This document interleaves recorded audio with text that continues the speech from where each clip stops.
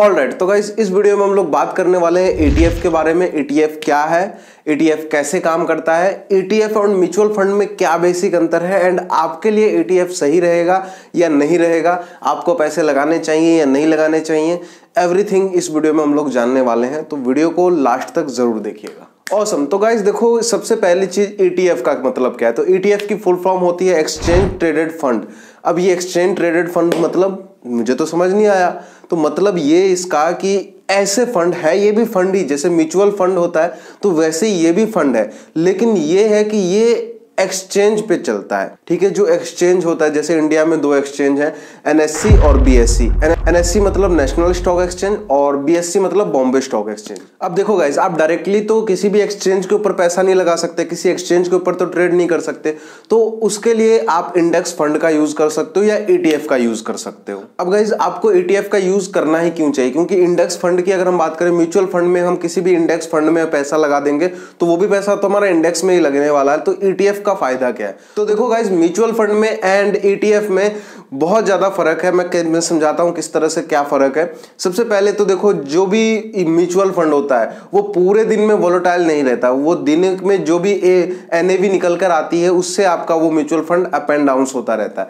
And ETF जो है, ETF एकदम स्टॉक जो होता है, जैसे आपका स्टॉक ऊपर नीचे होता है, वैसे ही ETF भी आपका जिस तरह से आपका इंडेक्स मूव करेगा उसी तरह से आपका जो ETF होगा वो भी मूव करेगा। तो गाइस देखो, ETF बहुत तरह के आते हैं, आपकी मर्जी, आप चाहे तो स्टॉक्स के ETF ले लो, चाहे तो कमोडिटीज के ले लो, चाहे तो बॉन्ड्स के ले लो, वो आपके ऊपर निर्भर करता है कि आप कौन से ETF लेना चाहते हो। तो गाइस ओवरऑल ETF की कहानी ये है, जो मैंने आपको बहुत ही शॉर्ट में समझा दिया, कोई फैंसी वर्ड यूज नहीं किया, आसान सरल भाषा में समझाने की कोशिश की है एंड आई होप समझ में आ गया होगा। अगर समझ में आया तो एक लाइक तो जरूर कीजिएगा।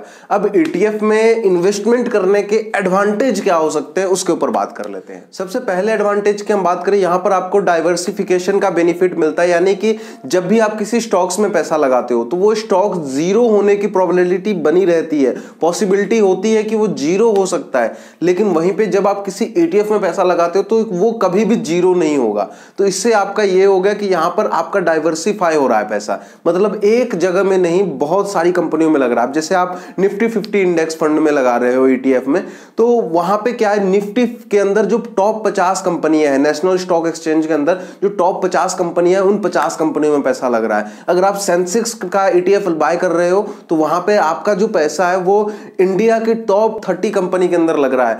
तो आपका वो पैसा, कोई एक कंपनी अगर डाउनफॉल आएगा, किसी एक कंपनी के फंडामेंटल खराब होंगे, तो वो जो टॉप 30 की लिस्ट में है उसमें से वो बाहर हो जाएगी एंड ओवरऑल आपका पैसा सेफ रहेगा। क्योंकि देखो, स्टॉक्स जो है वो जीरो हो सकते हैं, लेकिन एक ETF जो है वो इंडेक्स बेस रहता है एंड इंडेक्स कभी भी जीरो नहीं होता है, ये हम सभी जानते हैं। एंड सेकंड चीज, यहां पर एक प्रोफेशनल मैनेजमेंट है जो इसको मैनेज कर रही है, और एक जिस तरह से म्यूचुअल फंड को एक प्रोफेशनल मैनेजमेंट कंपनी मैनेज करती है उसी तरह से इसको भी करते हैं, लेकिन यहां पे बहुत ही लोएस्ट कॉस्ट होता है, बहुत कम पैसा होता है, यहां पर पैसा ना के बराबर लिया जाता है। मतलब आपको इतने सारे फायदे मिल रहे हैं और आपसे कोई चार्ज नहीं लिया जा रहा। सबसे पहला एडवांटेज तो ये निकल के आता है। एंड गाइस, सोने पे सुहागा तो तब लग जाता है जब आप इंडिया के ETF में नहीं, इंडिया से बाहर US के ETF में इन्वेस्टमेंट करना शुरू कर देते हो, वो भी आप इंडिया से बैठे बैठे। अब देखो, US से अगर आपको इन्वेस्टिंग करनी है वहां के ETF में, तो उसके लिए आपको IND मनी पे अकाउंट बनाना पड़ेगा, या आप किसी और ब्रोकर का भी यूज कर सकते हो। मैं पर्सनली IND मनी से ही ETF वगैरह बाय करता हूं।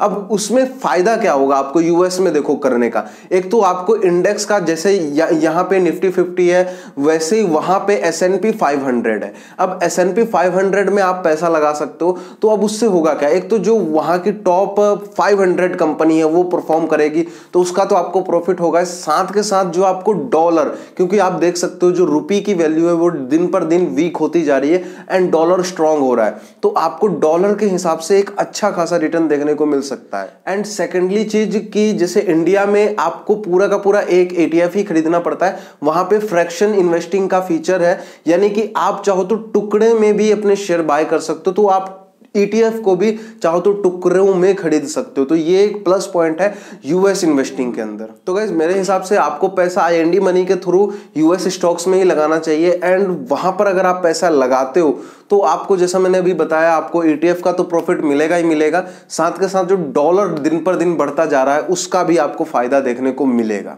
तो गाइज ओवरऑल ये है ETF की कहानी, जो मैंने आपको बहुत ही कम शब्दों में समझाने की कोशिश की है, बहुत ही आसान भाषा में।